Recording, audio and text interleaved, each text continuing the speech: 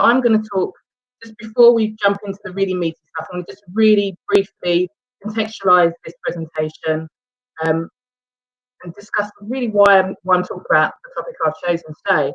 So Mindful Equity UK was created just 2 months ago. We set up a peer support network to support Black and Asian women in education. We work with teachers in their early careers in order to support them to aspire to and reach leadership roles. And we wanted to create more diversity and representation within the education system, as we're starting from the grassroots up, right at the start of them joining their teacher training course, all the way through to middle leadership. We want to get some momentum moving. So we have 3 strands to our service. We have a consultancy strand and a research strand. Consultancy is really about supporting educational settings to embed inclusion and diversity at all levels. And our research strand is really about getting more UK-based research into diversity and representation, and really why it matters. And our end game really is to support Black and Asian women to have their needs met right at the start of their careers, and to be heard and to be seen. So then there is our InEd network, and we've got 4 levels of that. We've got 6 events over the course of the year, and Toria is joining us in December. So yay, I'm really excited about that. She's going to do our pre-Christmas event, and that's going to be amazing. So thank you, and that's us in a nutshell. So in terms of mindful equity, in terms of leadership, I want you to think about what leadership looks like in your setting, just for a second. Does it look like this? And if it does, why? What was the journey in getting there? What did recruitment look like? What did retention look like? What did CPD look like? Is it reflective of the communities that you're working with? Is it reflective of society? And if not, why isn't it? How did it get to be the status quo? Raj spoke a lot about, people being represented on panels, but actually we need to be represented in schools as well. And I want you to think about whether you want this to be a legacy. Is this where we want to leave things? Why can't leadership look like this all the time, everywhere, in every setting? Just diverse groups of people having conversations, discussions, debating, and reflecting and creating policies and practices and processes that are truly representative, truly diverse, and truly inclusive. If leadership in your setting looks like the first image, and you want to change this, I would like you to think about what you need to do to move forwards to this model.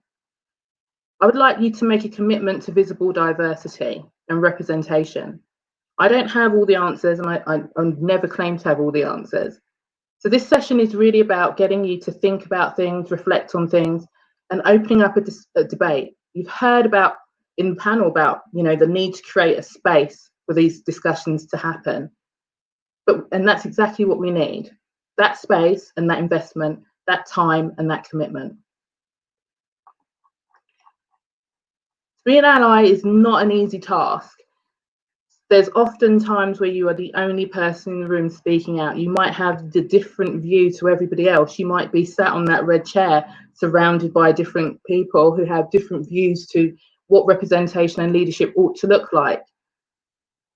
So really it's really important to have a framework to work around. And I usually refer back to this whenever I'm talking about allyship and diversity and representation, actually. So I just find it so useful in terms of explaining exactly what's needed to create positive change.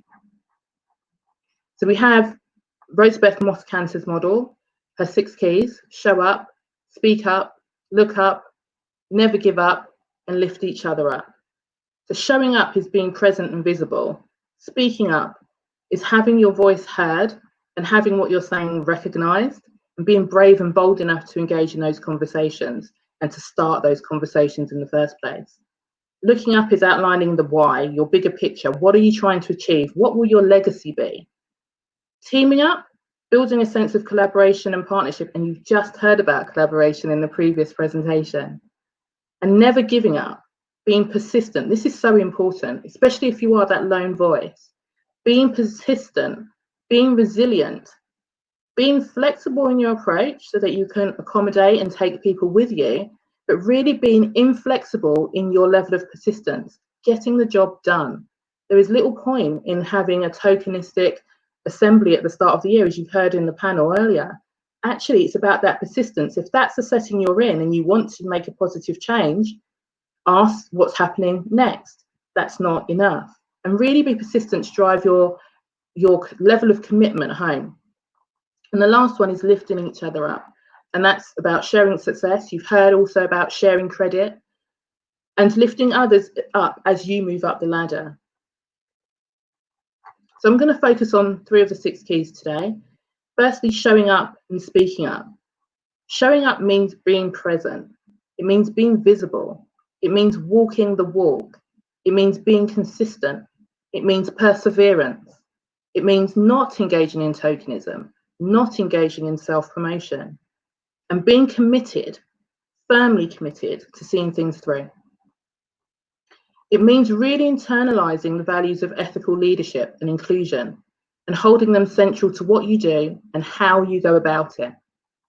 If you're interested in allyship, one of the key things you can do is speak up, just talk, get that discussion going, engage in meaningful debate, question, challenge, reframe discussions, information, and most importantly, misinformation. It means engaging with your colleagues, finding out their views. It means creating space for discussion and help keeping the most emotionally charged conversations civil, on track, non-judgmental, and meaningful. There's a point made in the panel earlier about actually creating a space for people to speak for themselves, and that's so important. It's not good enough to speak on behalf of the people that you're trying to include. They need to be included in that discussion right from the start all the way through to the upper echelons, because that's how we get momentum and that's how we get positive change. So creating that space and allowing people to speak for themselves and not taking on a cause and using it as a platform to speak on behalf of others when they can actually articulate the conversation quite well themselves. Sometimes it means we may hear something that makes us feel really uncomfortable. You know, that moment where you kind of shift around in your seat or you avoid eye contact and the I'm not getting involved moments and conversations. Sometimes it means hearing about the times where we've done something wrong, or we've not quite got things right, where we've, need to reflect and change and adapt. And, we speak to students about resilience and being brave, and that, learning takes place where there's a challenge. So then we need to practice what we preach. We need to create the challenge and create a space for learning. The last key I'm going to talk about is lifting each other up. So if you're going to truly lift others up, you need to create a career pathway that is transparent. How can an early career teacher possibly plan their career journey if they do not have a clear view of all the steps that are involved? You need to provide clarity, and importantly, that career journey needs to be shared with others. Mentoring for trainees should always involve conversations about the next job role and their long-term career aspirations. Yes, they need to talk about, teaching and learning and behaviour management and staying in the classroom and being resilient, but actually they also need to be talking about what their next steps are in order to plan ahead. So we should start these conversations really early, because perhaps that NQT is not bold enough to come and approach you to initiate that conversation. Perhaps that RQT is not confident enough to initiate that conversation. Maybe the trainee hasn't really thought that far ahead. They're just frantically trying to get through the day. But be an ally and start that conversation. Start it early. Why wait?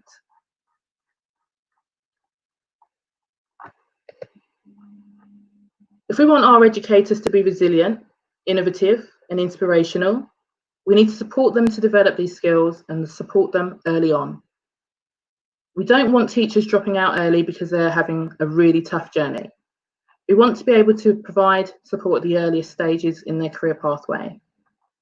so that actually when those difficult and challenging situations do occur, they've got this amazing toolkit of solutions and ideas and strengths to draw on, and it's ready for them to go. We firmly believe that this will make such a difference in the journey of Black and Asian women in education and the diversity of talent moving along that pipeline. There is research to show that membership to professional and informal networks can be positive contributors in the retention and progression of BAME teachers. I consider myself to be really, really lucky. I've worked with some amazing leaders who have become that network of support for me, and they've been phenomenal. But those leaders are in my school working with me.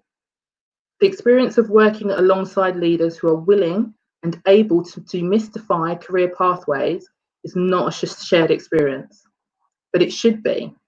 For some staff members, having the right access to the right support network can make all the difference. It can be the difference between them staying in the career or leaving. And that's why Mindful Equity UK was established, to ensure that Black and Asian women were supported right from the earliest point in their career journey. But this is just one starting point. But this is how we can all begin to move towards more diversity and representation in leadership everywhere. Thank you for listening. I'm going to go back to Toria and